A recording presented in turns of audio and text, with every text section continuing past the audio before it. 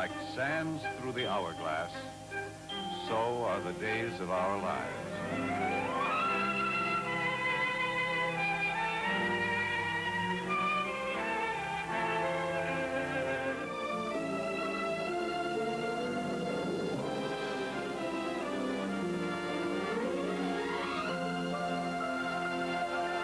Are there some baby pictures of him? Oh, yeah. Was Uncle Harold a baby? Could you put that on? Yeah, that's a cute one. He was probably 80 pounds when he was born. Holding the photograph. Was he the oldest child? Yes. Yeah. I don't think I would want to breastfed him. I remember that one time we were having that discussion around the table. It was before I was married. I think I was the only unmarried one, and so nobody wanted to talk about it or something. But A couple of you girls were talking about that, you know, that the real purpose that our Father in Heaven gave us breast was to breastfeed children. So Uncle Harold said, "Oh no."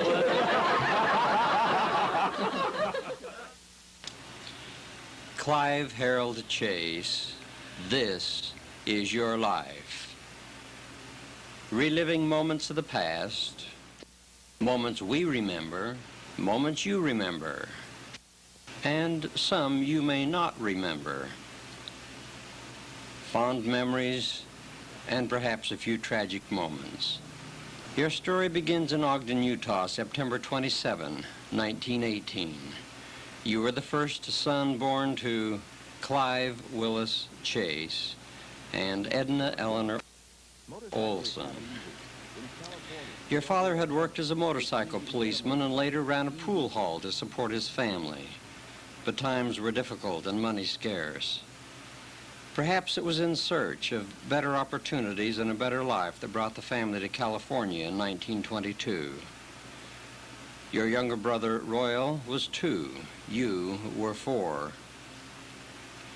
Your father, Clive, had found work with the Superior Oil Company in Wilmington, and your first home in California was in Los Alamitos, and a humble home it was, a one-room structure built of lug boxes, and held together perhaps more by love than by nails. And the only neighbors you had within several miles lived across the street in a tent. You were 5 or 6 years of age when the first tragedy struck your life. You were walking the 4.5 miles to school with another young fellow who one day was struck by a car and killed. And that brought an end to your schooling until you moved from your house of sticks. The move took your family to Harbor City, where they settled down for the next 15 years. It was during these years that your sister Gloria and second brother Ronald joined the family. Here you went through grade school, graduated from junior high school on June 22nd, 1934, and from high school on June 25th, 1937.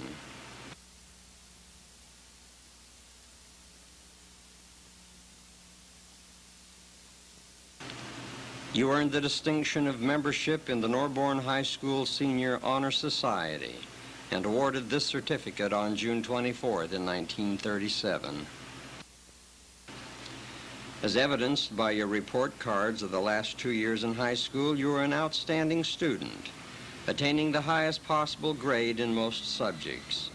An R, as indicated, was perhaps equivalent to an A. Rated as college recommendation. The S qualifies for diploma of graduation.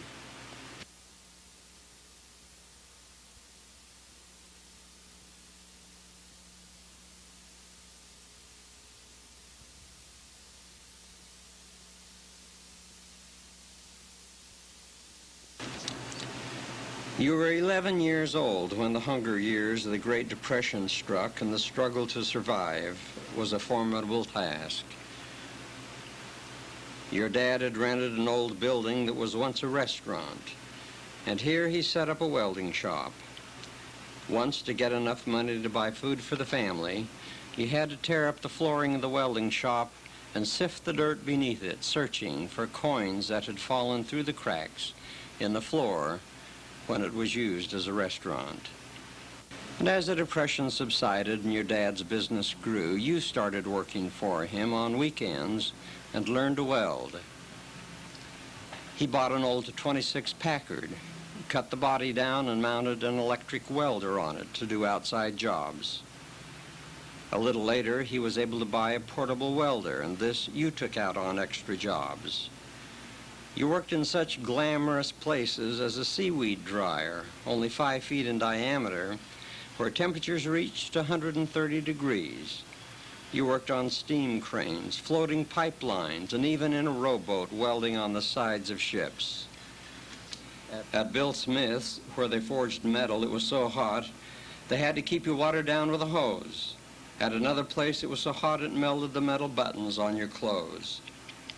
And during slow times, you would take the ferry to Terminal Island and distribute your dad's advertising blotters to various shipping companies.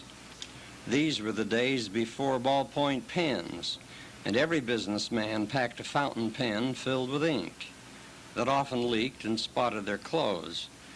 And a desk was not complete without a blotter. One side of the blotter blotted the ink, the other carried the advertisement, and this was your dad's. But like calendars, no blotter was complete without a picture, and these are a few from 1938.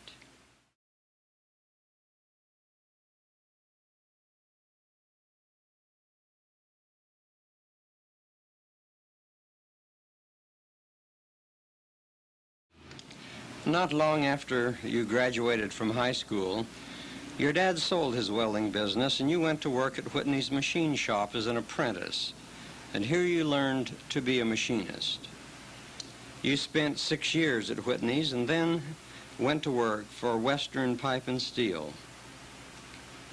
It was the summer of 1939 that you entered our life. The Pugh families from California met the Pugh families from Arizona at Blythe, California for a family reunion. You came along as a friend of Jack Pugh's. Of that event, Virginia records the following. She says the summer she graduated from high school, she met her future husband at a family picnic. The Pugh families from Arizona and California met at Blythe, California, and Harold came along as a friend of one of her cousins from the coast. She spent a few weeks summer vacation visiting relatives in California that summer and became better acquainted with Harold Chase. They corresponded during this next winter while she was in beauty college. He had come over to visit from the coast as often as possible, and I might add she went over there to visit also as often as possible. Virginia had planned to open a shop in Arizona, and part of the equipment had already been purchased by her father, but plans were changed, and she and Harold decided to be married. They went to Salt Lake and were married in the Temple August 30th, 1940, and then they made their home in San Pedro, California. And so it was, Harold, that you entered our family.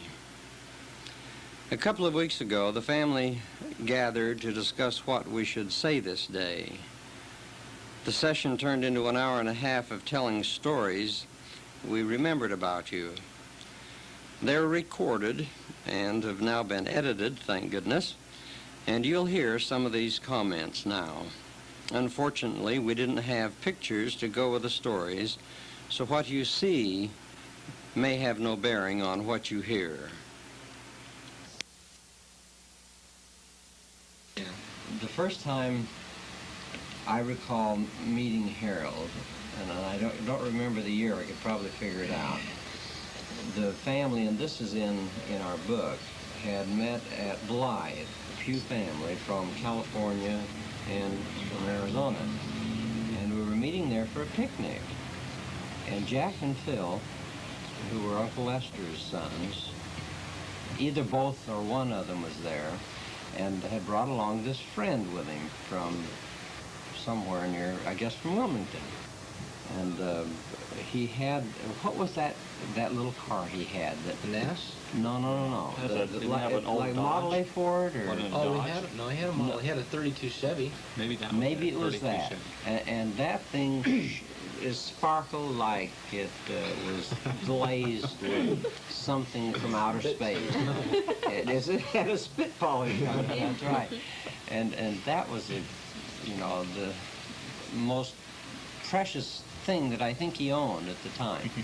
But there was Harold in that little Chevy, and it was at that reunion that he met Virginia. And she had just graduated from high school, and it seems that they corresponded during the summer, and she made all sorts of excuses to go to Wilmington or over to see someone who still lived in California to see Harold. And, but that was my first recollection. While we were discussing and various things and looking through some of the pictures, this picture came into view, and the following conversation also began. Pass those around. That's probably a good thing. We would like Judging it. from the golf bench. Those that you have upstairs. What, is there anything on the back of that? That's not average. You're interested.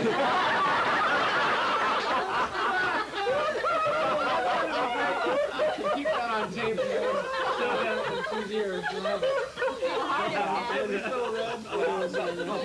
what's the story behind it? That's the It's important one of thing. those, let's see.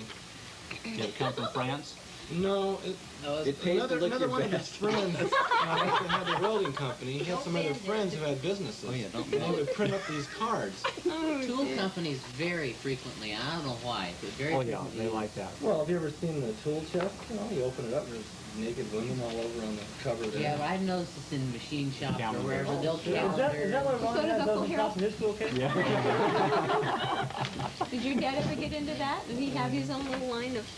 Well, I don't know. I never. He wouldn't show Paul. I didn't see any I of don't them. think so. Possibility. We can hide that. Well, Harold, you were still working at Whitney's machine shop when you were married, and 3 years later, your first child was born, whom you named Michael. And when he was only 1 year old, you were called into the armed services in World War II. And there you served for 3 years in training and overseas activities, while Virginia and Michael lived with Mom and Dad in New Mexico. She worked at various beauty shops while you were gone, and finally, when the war ended, you returned and moved your family back to Wilmington, California. A year later, when Michael was only 4 years old, the next real tragedy entered your life when he died from a fall.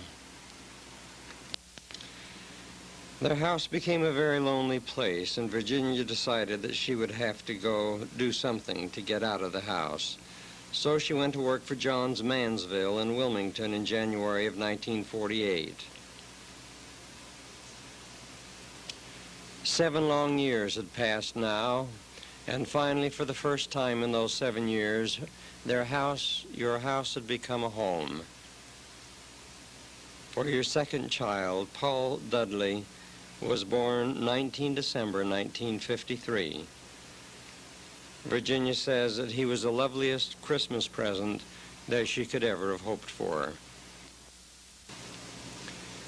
Some of the conversation during our gathering leading up to the events that perhaps brought this about may be of interest to you at this point.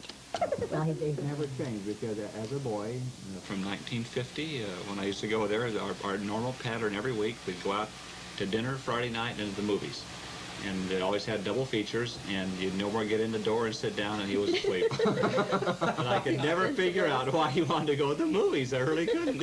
Yeah. He'd wake up occasionally. He sleeps just as much in the green chair in the living room as he does. Maybe more. But he likes to go to movies a lot now. Does he still sleep in the movies? Oh yeah. Oh, yeah. You know what I used to do to him? Yeah. About it must have been 10 years ago. That's why he says, gee, I could see that again. But he'd fall asleep in the living room in there, and I used to be real quiet, and I'd turn the TV off, and I'd turn the light off, and I'd sneak and go to bed.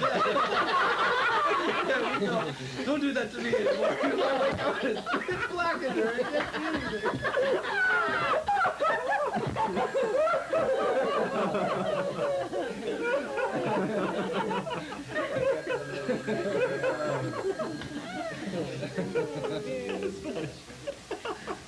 Oh, does your mom just always go to bed at 9 o'clock? And Yeah, leave we you in did. that? Before I moved down here, she used to tell me that, I have to go out there and get him about 3 or 4 in the morning because he's sleeping in the chair. All right, No wonder you only had one brother.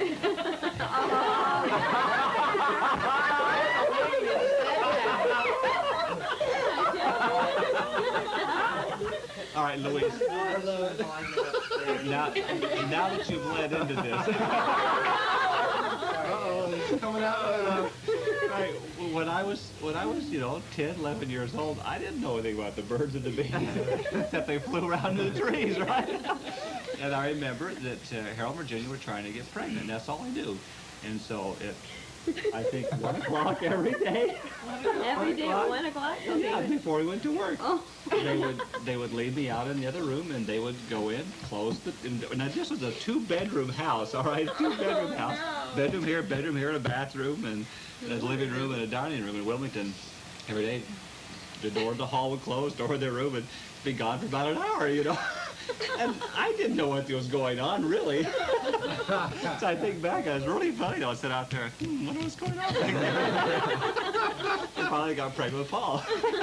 But they were working with a doctor, and I guess he gave them a schedule or whatever. I don't work out regularly. That sounds pretty neat. They would write your prescription. I got a prescription. I have one. We want to know if it works or not. It doesn't work. No. Well, just to go along with that picture that's in there with that smile on his face, and that girl standing there with her lingerie on. Oh, Yeah, we had a one picture time of one of that. my friends came What is over that? to the house, and I wasn't there, and there's some advertisement for Playboy magazine came on the television, and well, my dad a lot of times, he loves to sleep in front of the TV. Yeah. He wasn't into it, but, Let's come back to that. why- Yeah, we'll go back to that in a You minute. get a picture like that on there, he's wide awake. he can stay awake for a whole hour without ever closing his eyes. Uncle Harold does love the arts. Yes, he does. Well, I could never figure out what he was talking about when he was talking about the pigeons, There's some really nice pigeons in this pool over there. I went to Pier 39. And he said he'd been here a couple of weeks ago, and there's these beautiful pigeons, And I said, I don't see any birds, The kid about that all the time. Quail, he He's calls going it quail. quail. Go quail hunting. Never sure what he meant. You mean you shoot birds? So we went hunting one time, and we were standing all around in a circle, and all of a sudden his gun went off without knowing it. Uh-oh. He blew holes in our shoes. In your shoes? Well, it was not too big it was, but everybody was standing there got blasted by a shotgun. I'll never forget that. Not very funny, really. No, it's scary. Well, another time we were Believe out it. target shooting, and he had a shotgun. It was a double-barreled 12 gauge, and I forgot what happened, but somehow we got a shell stuck in it. And so we thought, well, let's stick a smaller one down in there and pop it out. We stuck a smaller one down there and got it out, and we're all standing. There's a whole bunch of us. I think it was like the scout group out there in Azusa Canyon. And we're standing there, and I'm shooting my gun. And, and he's shooting a shotgun, so if you shoot a shotgun at a bottle, something's got to break.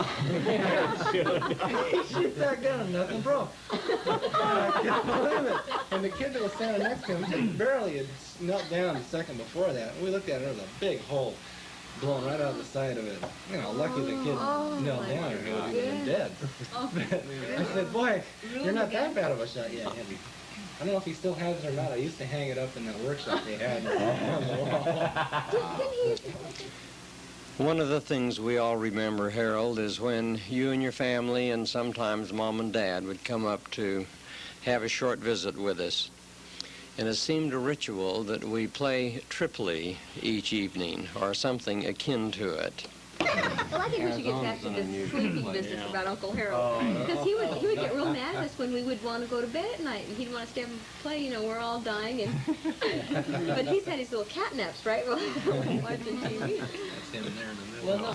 No, Connie. Yeah, I know. Well, we were just mentioning Uncle Harold's love of animals, particularly cats. Cute little And, kitty cat. Uncle Ron was just going to tell us a good little story about that. Oh, you want me to start off? I can't remember the exact year, but it was one of those years that we got together at Thanksgiving time. We were in the San Carlos big family room. We were playing Tripoli. And all of a sudden, Harold just literally just sprung from his chair and stood straight up, and he was as white as a sheet, and there was a cat with all four paws clinging to him right here. And we all... Well, Thanksgiving was never Thanksgiving without playing cards at night, I remember. But what did we used to play? Was it always hearts? Did we want to be on his team? Did he always win? I can't remember. You never wanted to sit by Uncle Harold during dinner. He was real mean to you. Always asks you something terrible. Oh, he still does that. What do you mean? Like what? Pass you the Queen of Spades. Oh, that's right. That's right. He always. Guaranteed to get I thought you said that your book couple hours hard. That's one of those. I want to look at that. Plus, Well, Renee, what was your first impression of Uncle Harold when you first met him? I was trying to think of that. I don't remember. I just think of him as his bark being bigger than his bite. He's such a marshmallow. If I get up to him and hug him and kiss him, he's just kind of like, oh. if he had crunched as many people as I've heard him tell he was going to crunch, But you know, when he first answers the phone, hello, you know, boy, you're afraid you got the wrong number. Somebody's gonna growl at you. Sure. I love him being so grouchy. Yeah. Story to tell about Well, this one is the one. how this one here, yeah. the love between Vicky and Uncle Harold. Yeah, tell us about that, Aunt Sharon. Can you?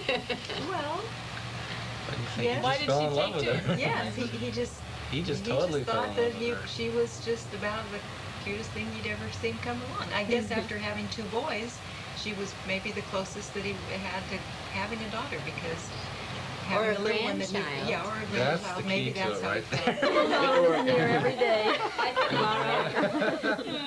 I think the Well, it really fact broke some ice with Harold because he really took to her. And she loved him. She loved him so much. Yeah. He loves our well, boys. Uncle so- Aunt Virginia would curl her hair in little ringlets, and they would buy her toys and just little dresses and so many nice And we were things. dead broke those days. It was nice. Yeah, I remember a lot of those Christmases, that's for sure. Well, it seems like Uncle Harold has taken to some of the grandkids just real well. I mean, Clarky really. And then, He's been good with kids too. Then, did they take to him Jimmy's too? another story.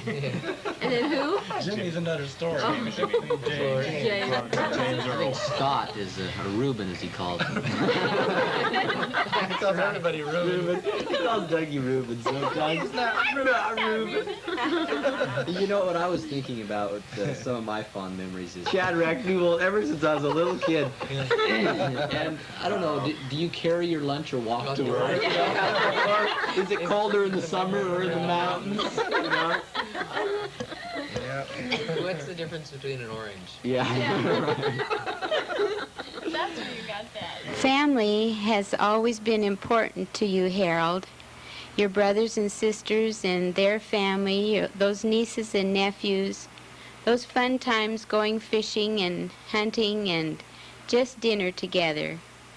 How often I remember you speaking of your little grandmother and your dad and how special this second wife of your dad's was and how you cared for her and went to visit her.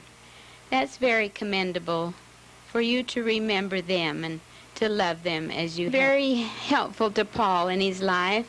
Whenever he needed your help or support, you've been there. The time he decided to go into business, you were right there supporting him all the way. The time that he decided to buy a house, he turned to Dad again and there you were, ready to help. It wasn't in the best shape when he began, but with a lot of work and paint and your help and Mom's support with food and good things like that, perhaps some used furniture and, well, we don't know what all, but Dad was always there with the money and the help and the hours of support. To sell his house in Southern California and move up here with you in Virginia. It was time for Paul to go to school, and Dad was there to help and support. Paul's a wonderful son, and I know you're proud of him. We're proud of him, too. It's our pleasure to have you with us in our home in San Carlos while you looked for a house after you got a job up in this area. Finally, you found the right spot. It needed some paint and paper and some work in the yard, but as always, you rolled up your sleeves and away you went. He's putting in new lawn, repainting the house, trimming back the old shrubs, turning what was very unusual house into a lovely home, with Virginia always at your side, working together to make a house a true home. When we lived in Tempe, when Daddy was going to school, Harold and Virginia would often go to New Mexico to visit grandmother, and it was just right on the way to stop and see us. And sometimes they didn't get along too well, but they never told us that they weren't. But this one time I was going to travel with, no, maybe we were just in our little apartment where we were going to school. And Harold said, we don't always get along just right, but he said, I've never looked at another woman. I don't have any desire to ever have any other woman but Virginia. He said, I really love her. I really love her. And he has shown this love in so many ways of how sweet and devoted he can be to her, You know, Virginia. that always impressed me, too, because always growing up, you know, we just see them for a weekend, and they always were so sweet and kind to each other. I really thought that they never had arguments or anything, you know. And when I was in college, I went down with a couple of friends. It was Paul and Rick that summer. And we were playing cards around the table, hearts or something, and Uncle Harold said something a little sharp to Aunt Virginia. I can't remember. I didn't remember it being a terrible thing, like, dummy, why'd you do that? She got her feelings hurt. She gets them hurt very And she easily. just went right back to the bedroom and didn't come out, and it was a real revelation to me that they weren't perfect. You know what they do when they have a fight? Well, if you can call it a fight, no, they'll go in the other room and whisper to each other. Just like we all There's only one time in my whole life that I can remember them having a real knockdown, drag-out fight where she even threw something at him.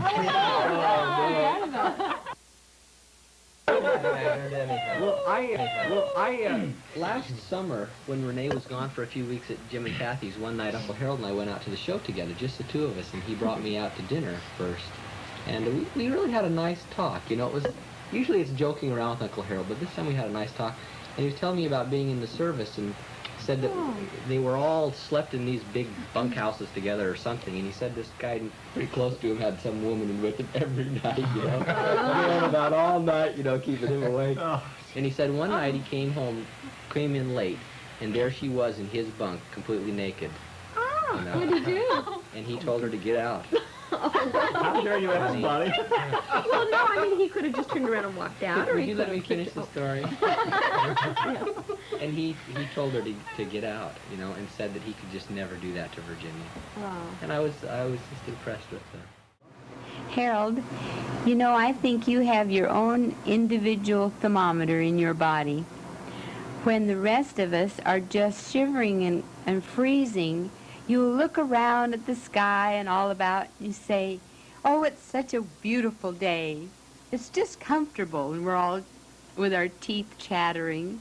Or if we're sitting playing cards, and everyone's comfortable, open the doors, it's too hot in here, you say.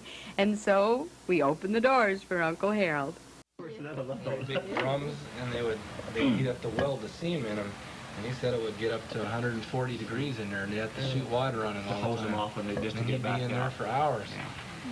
I couldn't handle that. Yeah, Doing no that wonder for- he doesn't like the heat. How could he stand that? Oh. That would be so That funny. is- I remember we'd all be real comfortable, and he'd be just boiling, and we'd have to go open all the doors and I know, let me help me freeze it. Oh, it feels wonderful. Oh, it feels so good. You always say this is a beautiful day, and it was cloudy outside and terrible and cold. They thought it was a different language. What story were you thinking of, Patty, when you started? Oh, about the when we all went out to that restaurant. Yeah, that's what I thought you should do. The waitress came to Uncle Harold, and I guess he'd ordered coffee or something. And so she brought a cup of hot water to him, and she said, "Hurry up and drink this, our last hot water." Oh, that's right. That's for That was in Thanksgiving, Arizona. Yeah, it was Thanksgiving that Thanksgiving. year that we couldn't find a place to eat. That Thanksgiving Caravan. morning, remember the caravan inn, something like that. Well, the 3 tables got served, and the one Uncle Harold was the at. one that Uncle Harold was at didn't get served, and they sat there and sat there. That was their mistake. And when we came in and told them there were 15, they couldn't even handle that at all. One of the interesting things, Harold and I, of course, did a lot of things. From the time I was 10 until I was 18, I spent every summer with Harold, Virginia. And it was part of the time I got up north, but not much of that time. I spent most of that time, and we did a lot of things together. Harold was almost a second dad. But he came over to pick Virginia. Virginia had come home for some reason. This was about 52. He had his 47 Cadillac then. He and I went alone to the Carlsbad Caverns. And I didn't know anything about going out to dinner. We went out to dinner one night and we had spare ribs. And spare ribs are a little bit messy, right? And they brought out a little bowl and put down next side of me. That was fine. I had no idea what it was for. I sat there all evening. I must have gone through 100 napkins, my hands greasy, and when I'm all finished, Harold is no help. One of the things that was just the most fun to me when I was a kid, Harold had bought a motorcycle. It was called a Mustang. It wasn't much of a motorcycle in those days, but that's what it looked like. It seemed like a pretty big thing to me at those times, but as you can see, there's no back seat. Oh, I generally rode in the back seat, and he on the front. We'd put a little pad back there, and I would hold on, and we would buzz every place. And to go along with that, he after I don't know, for a couple of summers, he would let me ride that. It didn't have a license at the time, so it must have been 14, 15. I'd ride it through the neighborhood in Wilmington for 15, 20 minutes. The picture of him bowling here, and the Mustang goes along with that. We used to ride that little Mustang all over the place. But Harold used to bowl in a league for Northrop, who he worked for, and then later for Aerojet General. But in the early days, it was Northrop. And Harold worked a swing shift. He went to work in the late afternoon, about 3 or 4, and got off at midnight in the morning. And so those summers, what he would do, and it was out of his way, but he would come back home about midnight on his motorcycle or in the car, whichever it happened to be that time. He'd pick me up, and I'd go over, and I'd go and just sit and watch him bowl about 4 in the morning. And we did that once a week. I just loved that, just fun for me. I got a couple of stories about him bowling. But you can see us carrying a bowling bag on the Mustang. We did that occasionally. And but that was His bowling balls were quite unusual. I could get several fingers in each ball. Well, some of his stories when he used to bowl before they had the automatic machines, yes. and they had pin boys. They would He set would for him throw the sometimes. ball so hard that the pin boys would refuse to go down there. I had remember that, personally yeah. been with him 3 or 4 times and watched him break pins. I've never seen anybody could throw a bowling ball as hard as he could. The things would actually do would just. We need to go bowling. Yeah, That'd be fun. just How was something his else. scoring? Yeah, was he a good bowler? He was a good bowler, He very good bowler. averaged, Used to be almost above average. He was a good bowler. Well, Virginia was on a league too. Yeah, they both wasn't did. she? She was pretty good when they used to Yeah. bowl. The one thing I was going to throw in is that I always like to kid him about is his name. Oh, yeah. Every time you turn around, he'll get letters in the mail that say Olive or Clive or Shive. He just hates that. There's a little cutout here from the magazine, and it says, shown here with 2 of 4 new NC lathes are manufacturer-in-chief Ed Erb Center and Clyde Chase, foreman of the NC equipment. So he's been playing with that all of his life. Oh, that's great. One of the things that Harold and I used to like to do a lot, and that was go down to the Pike in Long Beach, and that was one of the amusement parks, and it was kind of on its down end in the 1950s, although it'd been nice. They had the big double side-by-side roller coaster, and we'd go down there and we'd ride that 6 or 7 times, just straight in a row. Straight in a row, and that's the only ride we'd even go on down there. Oh, are you finished with that story? Except one time that we decided to go on. We went down there and we got on this stupid octopus. Oh, he hates going around in circles. Yeah. Him. Both of us. We whirled over on the little Mustang. We must have been going like this going on. We were both, we got off that thing, we could barely walk. We were both just sick as dogs, and we went right home, and we just, oh, it's terrible. Why we did that, I don't know, but he can't go round and round, I can't go round and round. In Santa Cruz, and I don't remember anything else about the whole day or why we were there or who else was with us, but Uncle Harold took me on the roller coaster. And now, you know how big Uncle Harold is, okay? They got this bar that comes down, right? Sits right on your lap. Yeah. Well, the problem is his lap's considerably higher than mine was, especially at whatever age I was, I was like 10 or something. And we went down that first thing, and I almost went right out, because there wasn't anything holding me. Isn't that great? Oh, it was horrible, I'm gonna die! I got off that thing, I was never going on one of those again. I've been on very few roller coasters since then. Oh, that was scary. That was scary. That's terrible. He sure enjoyed it. Did you hang on real tight? Oh, that's all I could do. I just held on this bar and I looked like this. It was catching me right here, just above my kneecaps. Here it is, holding him in at the waist. Didn't he grab you? You know you He was were. having too much fun. I guess. I don't know. I don't know, but you better watch him when he takes your kids. Yeah. He gets out and grabs you, know, what is that? That's all that's left, just my arm. I'm gone. I wonder if we should play back a little of this to make sure it's recording. We'd hate to record for 2 hours. Is there a tape in it? I don't think we could laugh. Well, You gotta put that part in there about Steve asking, is that Virginia? Yeah, he's got that picture. Uncle Harold, I remember a time when you dressed up as Santa Claus for all of us. Also, I remember the very special presents that you would give us, you and Aunt Virginia, and how special they were from our dear aunt and uncle.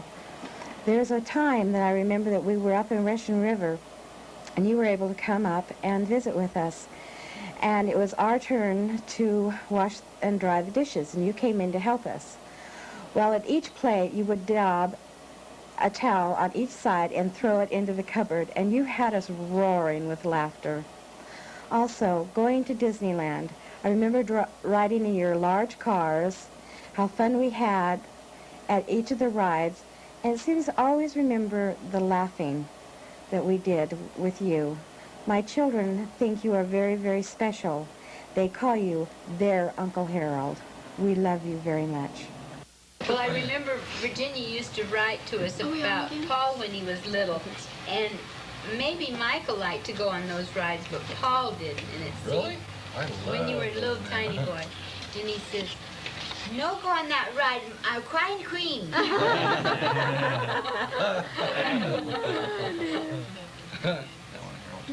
I think we should try to think of as many phrases that Uncle Yeah, the Harold uses. one-liners like the bottom of the bird cage. Yeah. Leaves a dark Dark brown brown taste in your mouth.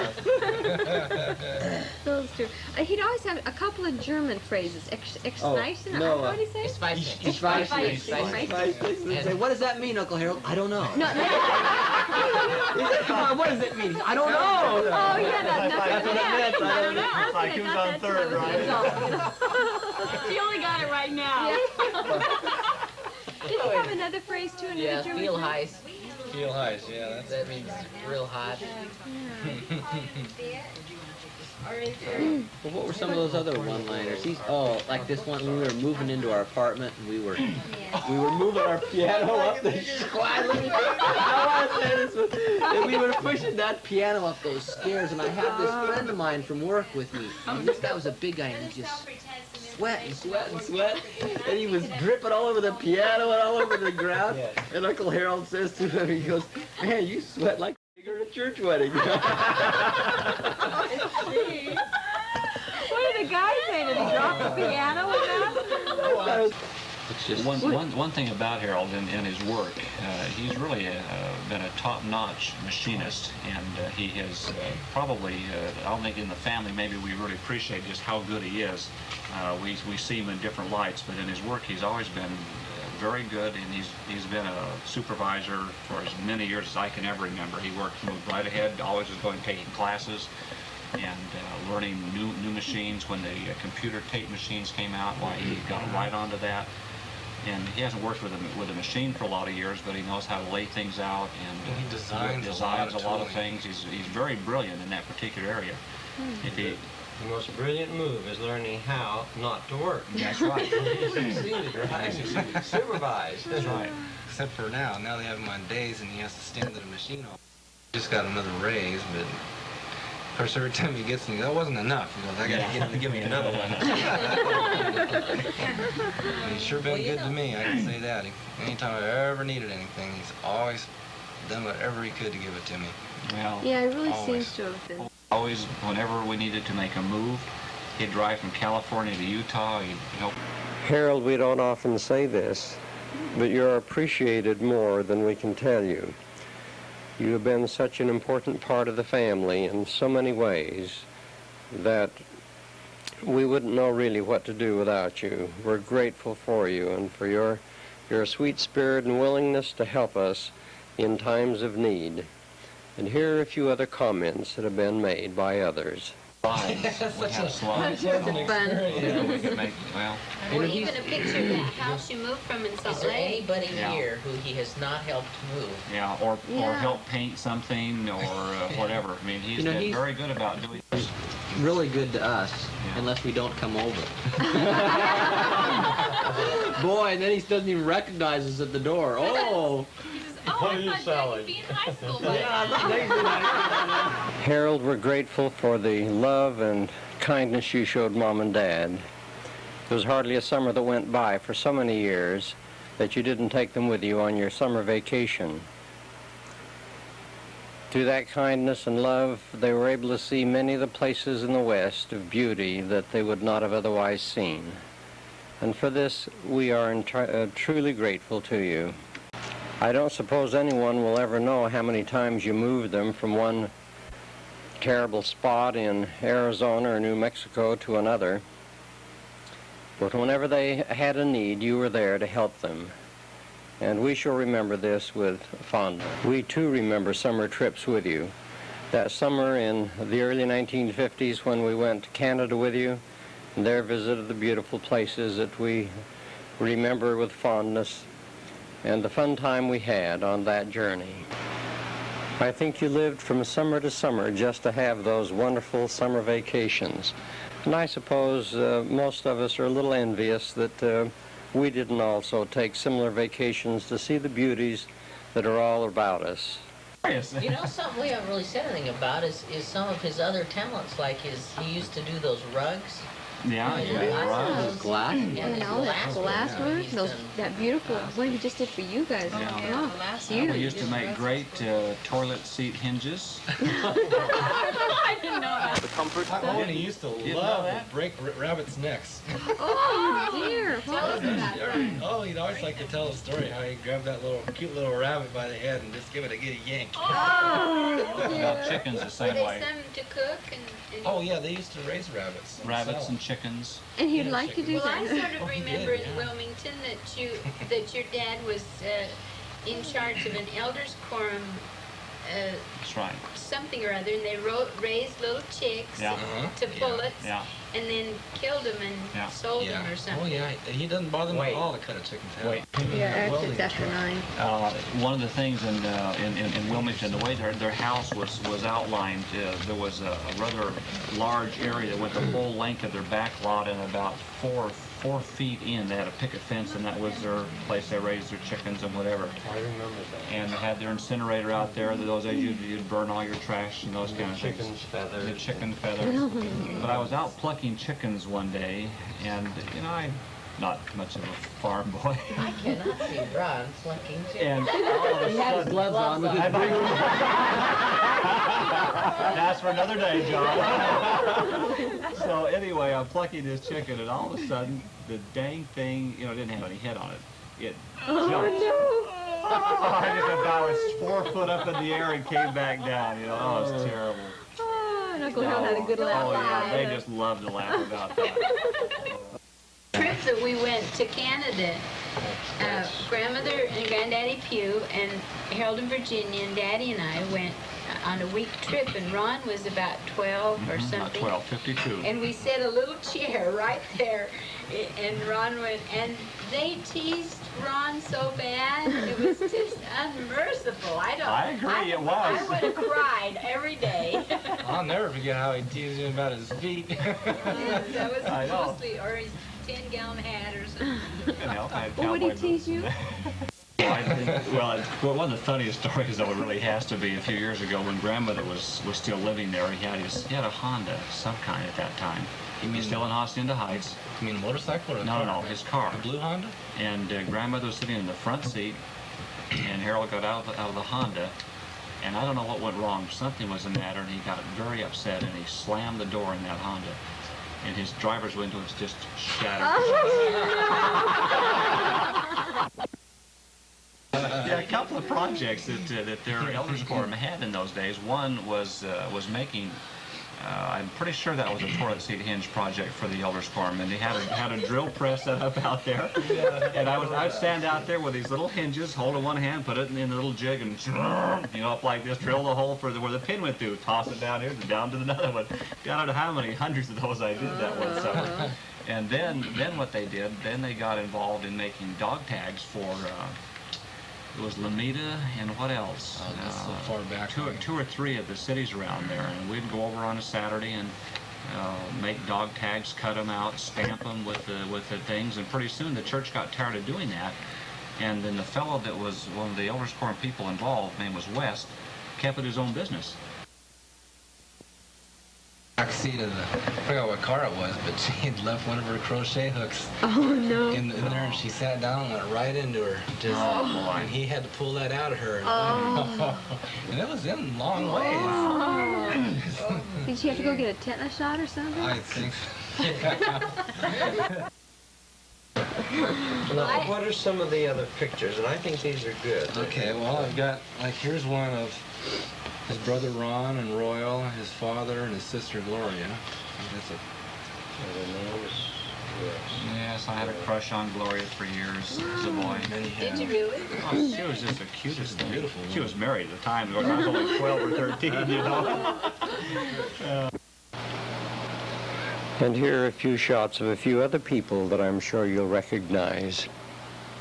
Well, I think that we need to mention that Uncle Harold's testimony and the fact that he loves and honors his priesthood. I think that's a very commendable thing. And if you remember and listen when he prays, he often will say, we're thankful for the church and we're thankful for the priesthood. Without it. I should say not often, always. That's right, always. They have a similar look about them, don't they? The hair. Harold just really loved his mother. And I don't know, she died fairly early, but he always had a very, very close attachment and love for her. I don't know if you know the story of that, but Wanda, you know Wanda, does she? Reed and Wanda? No, the temple work. Well, anyway, she was with my dad's mother, and they were sitting there. I think she was probably 52 years old, something like that. And all of a sudden she said, "Oh my God, what's happening?" She fell over dead. Yeah. And they were over here in Berkeley. She had a cerebral hemorrhage. Yeah. She just died instantly, without any warning at all. Yeah. And he wasn't really though. For as long as I can remember. Why does he play golf? Why? Why? He Because likes he it. loves it? Well, his father always played golf. Yeah, he's been playing golf for a lot of years. And hunting. Well, you always tease him fishing. because he doesn't get such a good score. Is that? Well, none of us do. No, it's not that. It's just, well, he used to have a pretty difficult time with his attitude about it when things went. He's like, they own the club. Yeah. Well, he swings a golf club as hard as he bowls. Yeah. Well, there's a great story about his good friend Judd Siddharth. He took him to a little place where you could driving range, and he gave him one of his clubs, and old Judd takes a swing and bends it. I've never seen anybody bend a club. He goes, "Here, take this, and you can't do it again." Bam, bent the next one. I said, "No, that's it. I can't let you have any more." And so, Harold, we come to the end of this recorded tape on memories of your life. We know we can't do it justice and cover these many years in such a short period of time. And while some of the things that have been said may seem like a roast, it wasn't intended that way, but simply to express our feelings and love to you. There are two poems that I'd like to read to you at this time as we conclude this tape, which we hope you'll treasure. Both are by anonymous authors. The first is titled Success. You can't fell trees without some chips. You can't achieve without some slips. Unless you try, you'll wonder why good fortune seems to pass you by. Success is not for those who quail. She gives her best to those who fail. And then with courage twice as great, take issue once again with fate. 'Tis better far to risk a fall than not to make attempt at all. Second poem is called Experience, and I think you'll see the significance of these words. I learn as the years roll onward and leave the past behind, that much I have counted sorrow, but proves our God is kind. That many a flower I longed for had a hidden thorn of pain, and many a rugged bypath led to fields of ripened grain. The clouds that cover the sunshine, they cannot banish the sun, and the earth shines out the brighter when the weary rain is done. We must stand in the deepest shadow to see the clearest light, and often from wrong's own darkness comes the weary strength of right. We must live through the weary winter if we would value the spring, and the woods must be cold and silent before the robins sing. The flowers must be buried in darkness before they can bud and bloom, and the sweetest and warmest sunshine comes after the storm and gloom. So the heart from the hardest trial gains the purest joy of all, and from the lips that have tasted sadness the sweetest songs will fall. For as peace comes after suffering, and love is rewarded of pain, so after earth comes heaven, and out of our loss the gain.